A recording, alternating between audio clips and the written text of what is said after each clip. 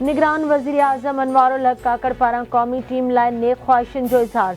चवे थो पूरी क़ौम ऐं दुआऊं अव्हां सां गॾु आहिनि। दुआ आहे त तव्हां आज़म ऐं जज़्बे सां खेॾो।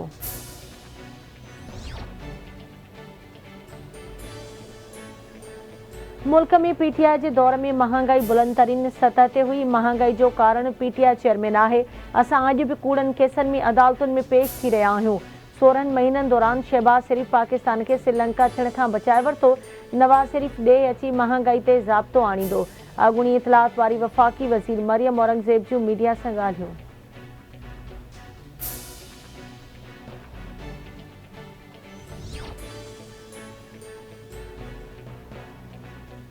निगरान वॾे वज़ीर जस्टिस रिटायर्ड मक़बूल बाकर जूं थाणनि जे इंस्पेक्शन सिस्टम लाइ आईजी सिंध पुलिस खे हिदायतूं। चवे थो हर डीएसपी खे 15 ॾींहनि में 5 थाणनि जो मुआइनो करणो पवंदो। एसपीज़ हर महीने 5 थाणनि जे मुआइने खे लाज़मी बणाइनि। एसएसपीज़ हर 3 महीननि बाद थाणनि जे मुआइने खे यकीनी बणाइनि। आईजी पुलिस साल में 2 भेरा थाणनि जो मुआइनो करे। डीआईजीज़ हर 3 महीननि बाद थाणनि जो मुआइनो कनि। लाॻापियल असिस्टेंट कमिश्नर्स डीसीज़ ऐं कमिश्नर्स बि थाणनि जो मुआइनो कनि। ग़फ़लत जी निशानदेही ते लाॻापियल अख़्तियारनि ख़िलाफ़ कार्रवाई कई वञे।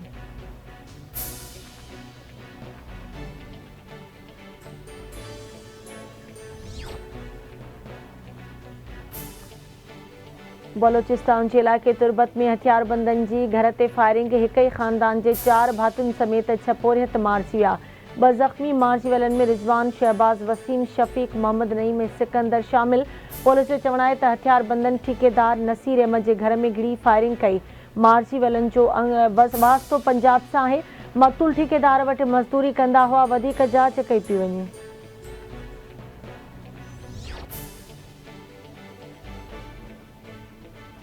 पेट्रोलियम शयुनि जे अघनि में घटिताई जो इम्कान। पेट्रोल 36 रुपया ऐं हाई स्पीड डीज़ल 19 रुपया फ़ी लीटर सस्तो थियण जो इम्कान। आलमी मंडी में बि पेट्रोलियम शयुनि जे अघनि में घटिताई।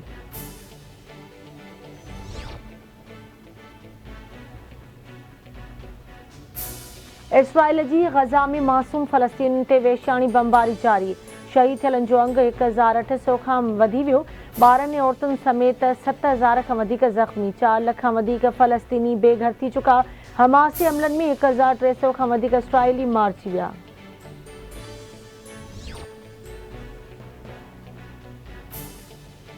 गॾियल क़ौमुनि जे secretary general Antonio Guterres Israel पारां ग़ज़ा मां फ़लस्तीनियुनि खे कढण जे अल्टीमेटम खे ख़तरनाक करार ॾेई छॾियो। एंटोनियो गुतेरेस चवे थो ग़ज़ा मां फ़लस्तीनियुनि खे कढण जा ख़तरनाक असर निकिरी सघनि था। सऊदी अरब ग़ज़ा मां फ़लस्तीनियुनि जे जबरी लॾ पलाण खे रद्द करे छॾियो। सऊदी अरब जी बि इसराइल पारां मुज़म्मत। अमरीकी परॾेही वज़ीर एंटोनी ब्लिंकन जो सिफ़ारतकारी जो मिशन जारी। फ़लस्तीनी सदर उर्दन जे शाह अब्दुल्ला ऐं क़तर जे वज़ीर आज़म सां मुलाक़ातुनि बाद सऊदी अरब पहुची वियो। अमरीकी परॾेही वज़ीर सां गॾु प्रेस कॉन्फ्रेंस कंदे क़तर जे वज़ीर आज़म ख़बरदार कयो त इसराइल ग़ज़ा छिकतां जो दाइरो वधाए वियो त उन जा नतीजा इंतिहाई ख़तरनाक निकिरंदा। अमरीकी परॾेही वज़ीर चवे थो आम शहरुनि खे संसिदो निशानो बणाइणु न घुरिजे। हमास जे कब्ज़े मां यरग़मालियुनि जी हिफ़ाज़त सां आज़ादी लाइ क़तर जी कोशिशुनि जी वाखाण कयूं था।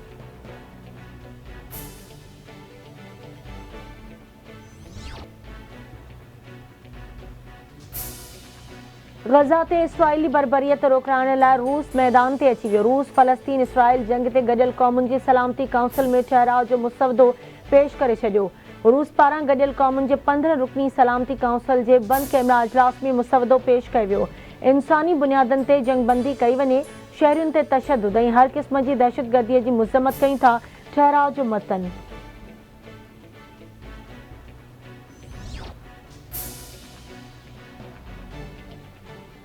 ॾोहारी शिकारपुर पुलिस खां ॾाढा एसएचओ समेत 5 एहलकार 5 ॾींहं गुज़रण बावजूदि बाज़ियाब न थी सघिया। निगरान वॾे वज़ीर जे हुक्म बावजूदि डीआईजी लाड़काणो एसएसपी शिकारपुर मुग़वी एहलकारनि खे बाज़ियाब कराइण में नाकाम। शिकारपुर वासी बि पाण खे ग़ैर महफ़ूज़ सम्झण लॻा। पुलिस लाइ मुग़वी एहलकारनि जी बाज़ियाबी चैलेंज बणियल।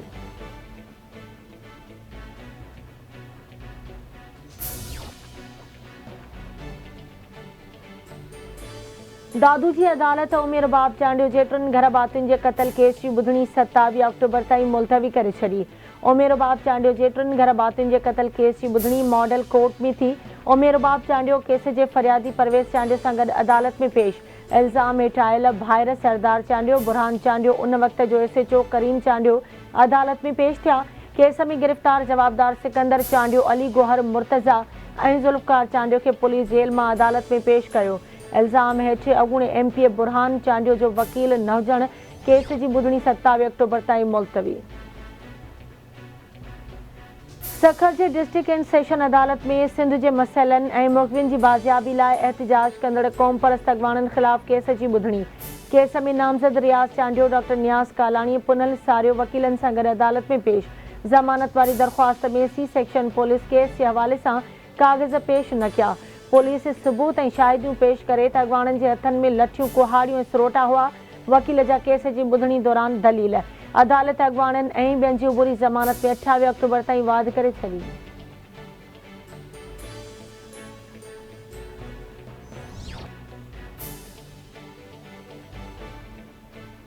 मुरी शाख वेझो ॻोठ ग़ुलाम जमालुद्दीन में हथियारबंदनि जो घर ते हमलो, पीरसन ज़ाल मुड़ुस क़तल, 2 ॼणा ज़ख़्मी।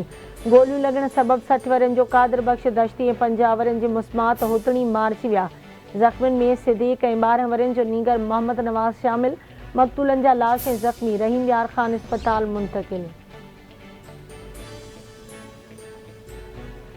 चूंडको भरिसां भाइरनि में मिल्कीअत जे तकरार तां गोली लॻण सबबि नींगर जे मारिजी वञण वारो मामिलो। सोराह थाणे ते नींगर जे वालिद जी फरियाद ते जवाबदार मुमताज़, इम्तियाज़, ज़हीर ऐं 2 अणॼातलनि ते केस दाख़िल। केस दाख़िल थियण बावजूद पुलिस जवाबदार गिरफ़्तार न करे सघी। ठारू शाह वेझो ॻोठ मोहम्मद बचल आलमाणी में 2 धुरियुनि में ज़मीन की मालिकी तां झेड़ो, 5 ॼणा ज़ख़्मी। लठियूं ऐं कुहाड़ियूं लॻण सबबि कोलाची बिरादरी जो ख़लील रहमान, हिज़्बुल्लाह ऐं शाकिर ज़ख़्मी। आलमाणी बिरादरीअ जो मुहर्रम आलमाणी ज़ख़्मी। ज़ख़्मियुनि खे अस्पताल मुंतक़िल कयो वियो।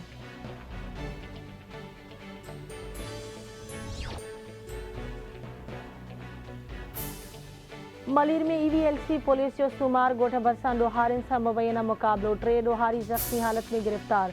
ज़ख़्मी हालत में गिरफ़्तार कयल ॾोहारियुनि जी सुञाणप सोबत सजाद लाशारी ऐं एजाज़ अहमद तौर थी। पुलिस जो चवणु आहे त गिरफ़्तार कयल जवाबदारनि वटां 2 चोरी थियल मोटरसाइकिलूं ऐं हथियार हथिया विया आहिनि।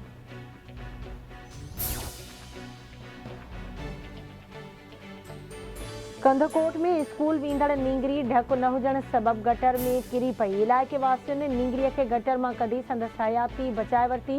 करोड़े रुपया बजट हुजण बावजूदि इंतज़ामिया गटरनि खे ढक बि न लॻाराए सघी। नोटिस वठी शहर जे नालनि ऐं गटरनि खे ढक ॾियारे ॿारनि जूं हयातियूं बचाई वञनि, शहरियुनि जो मुतालबो।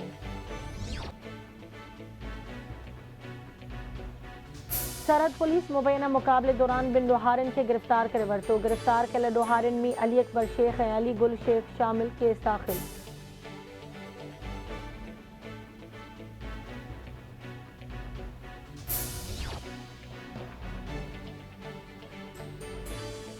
ऐं सिंधी इलेक्ट्रॉनिक मीडिया पारां सिंध जो सकाफ़त जो ॾिहाड़ो 3 डिसंबर ते भरपूर तरीक़े सां मल्हाइण जो ऐलान। कराची में सिंधी सैटेलाइट TV चैनल जे चीफ एग्जीक्यूटिव ऑफिसर जी गॾिजाणी। 3 डिसंबर ते सकाफ़त जो ॾिहाड़ो गॾियल तौर भरपूर नमूने मल्हाइण जो फ़ैसिलो कयो वियो। गॾिजाणी में आवाज़ TV जे CEO फैज़ ब्रोही, KTN जे CEO अतर काज़ी, सिंध TV जे CEO अजित कुमार आहूजा, महरान TV जे CEO ग़ुलाम नबी मोराई ऐं धरती TV जे MD ज़हीर मीरानी जी शिरकत। सकाफ़ती ॾिहाड़े ते सिंधी पंहिंजी अज़ीम सकाफ़त खे भरपूर भेटा पेश कंदा। आवाज़ TV जी पधिराई।